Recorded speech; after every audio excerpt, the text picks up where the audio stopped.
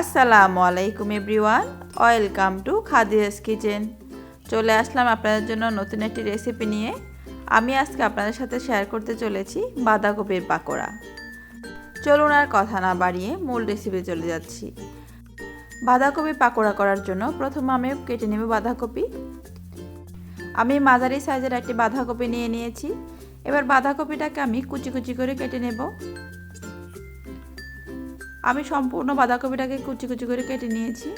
এবার বাঁধাকপিগুলোকে আমি একটি বলের মধ্যে নিয়ে বাঁধাকপিগুলোর মধ্যে আমি দিয়ে দিয়েছি লবণ। এখন বেশ কিছুক্ষণ কফিগুলোকে আমি চটকে নেব। কিছুক্ষণ চটকালেই দেখবেন কফিগুলো থেকে পানি ছেড়ে দিয়েছে।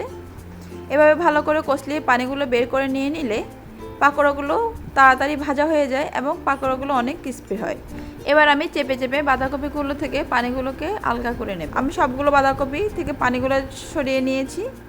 এবার আমি এগুলোর মধ্যে দিয়ে দিব কুচি করা কাঁচামরিচ, দিয়ে দিব টমেটো কুচি, দিয়ে দিব পেঁয়াজ কুচি, দিয়ে দিব রসুন বাটা, দিয়ে দিব 1 চা চামচ চিনি, একটা ডিম। এবার সবগুলোকে আমি একসাথে মাখিয়ে নেব।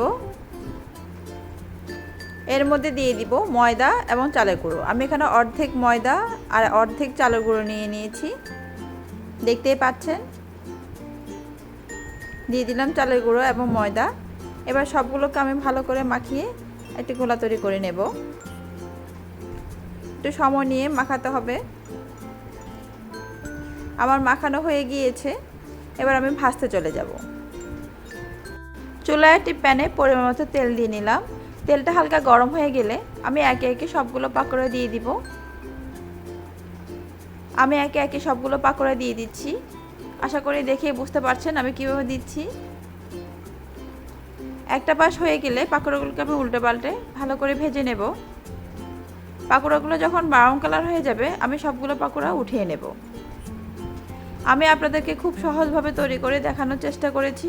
আশা করছি আপনাদের ভালো লেগেছে আর সহজও লেগেছে। আমার রেসিপিটা যদি আপনাদের ভালো লেগে থাকে একটা লাইক দিয়ে দিবেন। আপনারা যদি ফেসবুক পেজ থেকে দেখে থাকেন পেজটি ফলো দিয়ে দিবেন। আর যদি ইউটিউব চ্যানেল থেকে দেখে থাকেন চ্যানেলটি সাবস্ক্রাইব করে দিবেন। আশা করছি সবাই বাসায় ট্রাই করবেন এবং কেমন হয়েছে কমেন্ট বক্সে জানাতে ভুলবেন না কিন্তু। আপনাদের সুন্দর সুন্দর কমেন্ট আমাকে পরবর্তী ভিডিও করার জন্য উৎসাহ যোগায়।